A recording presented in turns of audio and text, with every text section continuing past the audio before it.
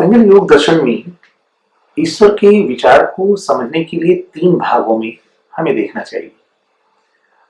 पहला भाग ईश्वर के प्रकृति या ईश्वर के स्वरूप के संबंध में, दूसरा भाग ईश्वर के अस्तित्व के संबंध में प्रमाण को लेकर के, और तीसरा भाग ईश्वर के योग दर्शन में स्थान को लेकर के। तो मुख्य रूप से इन 3 भागों में ईश्वर विचार को देखा जा सकता है।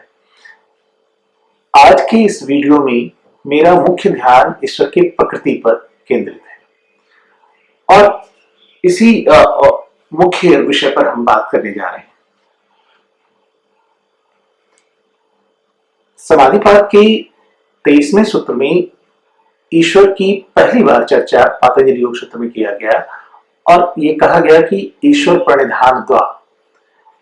ईश्वर प्रणिधान द्वार के द्वारा वो कहना चाहते हैं कि ईश्वर के प्रति समर्पण से हम अपने चित्त वृत्तियों को नियंत्रित कर सकते हैं, चित्त के भटकाव को, चित्त की चंचलताओं को रोका जा सकता है।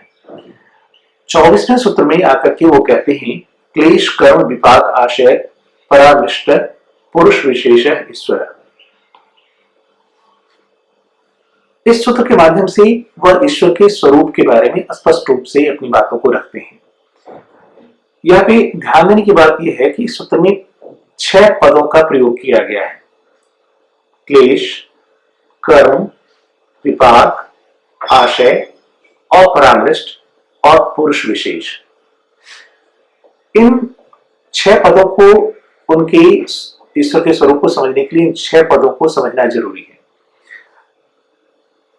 जहां तक क्लेश का प्रश्न है तो क्लेश के बारे में वो कहते हैं कि क्लेश 5 प्रकार के होते हैं। क्लेश के बारे में वो कहते हैं कि क्लेश 5 प्रकार के होते हैं। वो हैं अविद्या, अस्मिता, राग, द्वेष और अभिनिवेश। ये 5 प्रकार के क्लेश होते हैं और ये क्लेश सभी दुखों के कारण होते हैं। दुख स्वयं दुख होते हैं और दुख के कारण भी होते हैं। इन पांचों प्रकार के क्लेश में सबसे मूल क्लेश अविद्या मानी जाती है। अविद्या ही समस्त प्रकार के दुखों के मूल कारण है और अस्मिता, राग, द्वेष और अभिनिवेश का भी मूल आधार वही है और उसी के कारण से हमें समस्त प्रकार के दुखों को भोगना पड़ता है। अब क्लेश 5 हैं। जहां तक अविद्या का प्रश्न है तो अविद्या के बारे में कहते हैं कि जो अनित्य है उसे नित्य समझना, जो अनात्म है उसे आत्म समझना, जो असुचि है उसे सुचि समझना और जो दुख है उसे सुखद समझना। यानी अनात्म को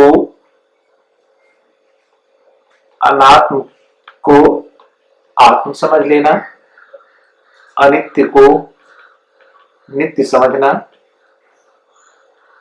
असुचि को सुचि समझना और दुख को सुख समझना, ये अविद्या है। हालांकि अविद्या के कॉन्सेप्ट को बहुत बताने की जरूरत नहीं है। अविद्या सभी प्रकार के दुखों का कारण है। और दूसरा पद समझने की जरूरत है अविद्या के साथ साथ, वो है कर्म। योग दर्शन में कर्म 2 तरह का बताया गया है, एक योगियों के कर्म और दूसरा अयोगियों के कर्म। योगियों के कर्म को अकृष्ण और शुक्ल बताया गया है और अयोगियों के कर्म को 3 प्रकार का बताया गया है, कृष्ण, शुक्ल और कृष्ण शुक्ल मिश्र। कृष्ण कर्म पापियों के, दुरात्माओं के कर्म होते हैं, बहुत बुरे कर्म होते हैं और बहुत दुख देने वाले होते हैं। शुक्ल कर्म अच्छे लोगों के कर्म होते हैं जो सुखद होते हैं और पुण्य आत्माओं के कर्म माने जाते हैं, पुण्य कर्म माने जाते हैं। और कृष्ण शुक्ल मिश्रित कर्म है जो सुखात्मक और दुखात्मक दोनों प्रकार के होते हैं। तो जो कर्म हमारे क्लेश से आविष्ट होकर के, यानी अविद्या, अस्मिता, राग, द्वेष, अभिनिवेश, इन तमाम प्रकार की चीजों से रंजित होकर के, कंडीशन होकर के या उससे इग्नाइट होकर के होता है, ये सारे के सारे कर्म क्या होते हैं, वो वृत्ति रूप में हमारे चित्त पर अंकित हो जाते हैं और वह संस्कार के रूप में जाने जाते हैं। ये संस्कार जहाँ पे संचित होते हैं चित्त में, वे संस्कार कर्माशय का निर्माण करते हैं और कर्माशय में ही हमारे सारे के सारे कर्म जो होते हैं, क्लिष्ट कर्म होते हैं, वे संचित हो जाते हैं। मैंने पहले बताया कि ये पांचों प्रकार के जो क्लेश हैं, अविद्या, अस्मिता, राग, द्वेष, अभिनिवेश, ये सारे के सारे क्लेश हैं। इनसे आविष्ट होकर के जो कर्म हम करते हैं उनका संस्कार पड़ता है और उनका कर्म फल हमें भोगना पड़ता है। और इसीलिए ये क्लेश रूट कॉज के रूप में देखा जाता है, ये संस्कार के रूप में रहता है, हमारी वृत्तियों का कारण बनता है। वृत्तियां 5 हैं: प्रमाण, विपर्यय, विकल्प, निद्रा और स्मृति। ये क्लेश से आविष्ट होकर के क्लेश जन्य हो जाती हैं, और अगर ये क्लेश से आविष्ट नहीं होते हैं तो वो अक्लिष्ट हो जाते हैं। इसीलिए पातंजलि योग सूत्र में 5वें समाधिपाद के 5वें सूत्र में कहा गया, वृत्तियां पंचतयः क्लिष्टा क्लिष्टा। ये वृत्तियां 5 प्रकार की हैं: प्रमाण, प्रमाण, विपर्यय, विकल्प, निद्रा और स्मृति।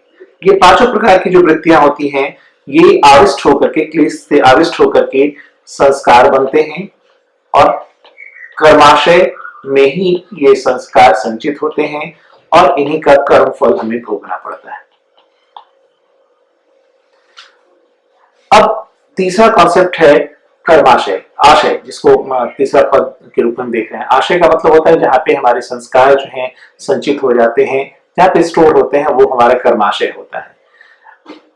इसके बाद चौथा पद है विपाक। विपाक में, विपाक का मतलब है कर्म फल। जो हम कर्म करते हैं उसका किसी न किसी रूप में फल मिलता है। कर्म सिद्धांत मानता है कि किए गए कर्मों का फल मिलता है, उसका फल नाश नहीं होता है, कृत प्रणाश का कॉन्सेप्ट है। और जो कर्म हम करते नहीं उसका फल नहीं मिलता है। तो वृत्तियों के रूप में जो संस्कार क्लेश से युक्त होकर के हमारे चित्त पर पड़ता है, उसका कर्म फल हमें भोगना पड़ता है। कर्म फल 3 प्रकार के हैं, विपाक 3 प्रकार के हैं। त्रिविपाक का कॉन्सेप्ट है योग दर्शन में, और वो 3 फल हैं: जाति, आयु और भोग। वो 3 प्रकार के फल जो हैं वो हमारे पास जाति और आयु, जाति, आयु और भोग, ये 3 विपाक हैं। त्रिविपाक, जाति, आयु और भोग। भोग 2 प्रकार के होते हैं, सुख और दुख। फिर दुख भी 3 प्रकार का है, आध्यात्मिक, आधि भौतिक और आधि दैविक। और इन तमाम प्रकार के कर्म फल किए गए कर्मों का फल के रूप में हमें भोगना पड़ता है। अब इसके अलावा एक और पद इस्तेमाल किया जाता है, वो कहा गया कि पुरुष विशेष। क्लेश, कर्म, विपाक, आशय, अपरामृष्ट। अपरामृष्ट मतलब वो अछूता। ईश्वर एक ऐसी सत्ता है जो अविद्या, अस्मिता, राग, द्वेष और अभिनिवेश से कभी भी टच नहीं होता है। वो असंपृक्त रहता है, अछूता रहता है, उसे इन तमाम प्रकार की चीजें छू नहीं पाती हैं। उसके बाद 3 प्रकार के कर्म जो क्लिष्ट कर्म होते हैं, क्लेश देने वाले कर्म होते हैं, दुख के कारण होते हैं, जाति, आयु और भोग देने वाले होते हैं, वे 3 प्रकार के कर्म, शुक्ल, कृष्ण और कृष्ण शुक्ल कर्म भी ईश्वर के कर्म ऐसे नहीं हैं जो संस्कार देते हैं और आप कर्माशय का निर्माण करते हैं और कर्म फल देते हैं। इसीलिए ये तीनों प्रकार के कर्मों से वो अछूता है। जहां तक विपाक का प्रश्न है तो उन्हें किसी भी प्रकार का फल, अपने किए गए कर्मों का फल नहीं भोगना पड़ता है, ना तो उन्हें जन्म लेना पड़ता है, ना तो उसके लिए स्पैन ऑफ लाइफ होती है, और ना ही उन्हें सुख दुख नामक भोग भी भोगना पड़ता है।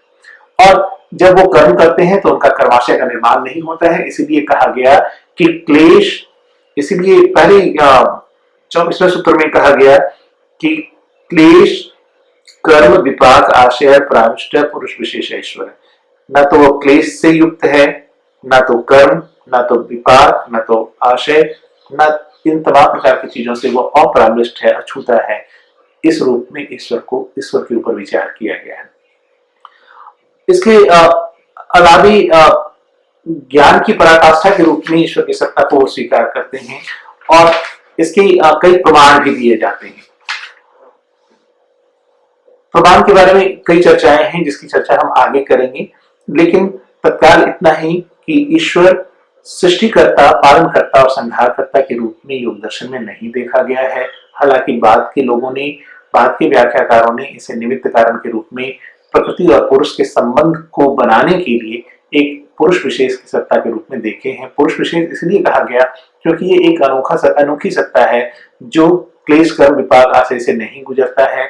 अगर ईश्वर के कॉन्सेप्ट पर विचार करें तो एक तरह से आत्मा का जो कॉन्सेप्ट है वो तीन प्रकार के व्यक्तियों को देखने को मिलता है, एक बद्ध आत्मा, एक मुक्त आत्मा और एक नित्य मुक्त आत्मा।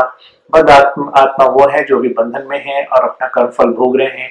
मुक्त आत्मा वो है जो पहले बंधन में थे लेकिन अपने ज्ञान से, समाधि से, अपने साधना से वह इन तमाम प्रकार के कर्म फल से मुक्त हो गए हैं, पुनर्जन्म से मुक्त हो चुके हैं, तो वो मुक्त आत्मा है।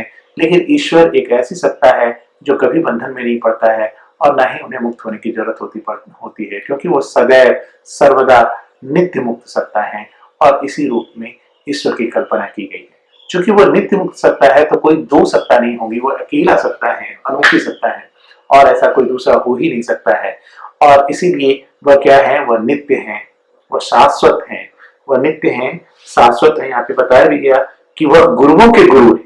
वह क्या है, वह गुरुओं के गुरु है, वह नित्य है, वह नित्य मुक्त है, इटर्नली फ्री है और वह बियॉन्ड लॉ ऑफ कर्म है। उनके ऊपर लॉ ऑफ कर्म काम नहीं करता है, क्योंकि वो कर्म करते हैं उसका कर्म फल ही नहीं मिलता है और वो क्लेश जन्य कर्म करते ही नहीं है, इसीलिए लॉ ऑफ कर्म उन पर प्रभावी नहीं होता है।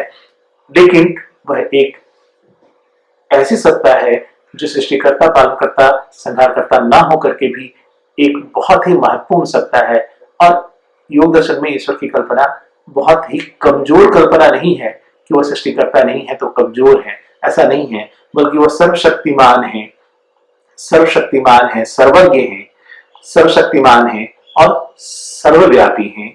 और उनके लिए जो वाचक शब्द है वो ओम है, हिज सिंबल इज ओम, और इसीलिए उन ओंकार से उनको बुलाया जाता है।